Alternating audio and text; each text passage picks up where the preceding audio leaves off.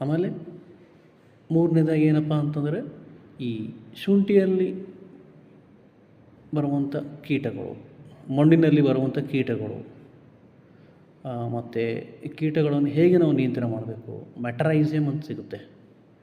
So ಮೆಟರೈಸಿಯಮ್ ಇದು ಸಹ ಲಿಕ್ವಿಡಲ್ಲಿ ಸಿಗುತ್ತೆ, ಆಮೇಲೆ ಸಾಲಿಡು ಸಿಗುತ್ತೆ.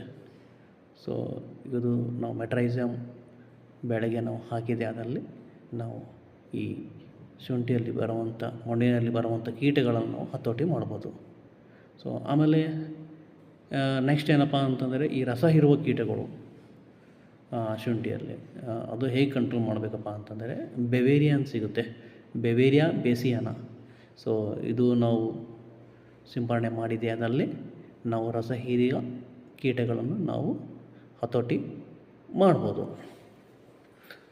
ಓಕೆ, ದೆನ್ ನೆಕ್ಸ್ಟ್ ಈಗ ಏನಪ್ಪ ಅಂತಂದರೆ ಇದರ ಬೆಳವಣಿಗೆಗಾಗಿ, ಗ್ರೋತ್ ಆಗಿ, ಒಳ್ಳೆಯ ಇಳುವರಿಗಾಗಿ ನಾವು ಏನೇನು ಉಪಯೋಗ ಮಾಡಬೇಕಪ್ಪ.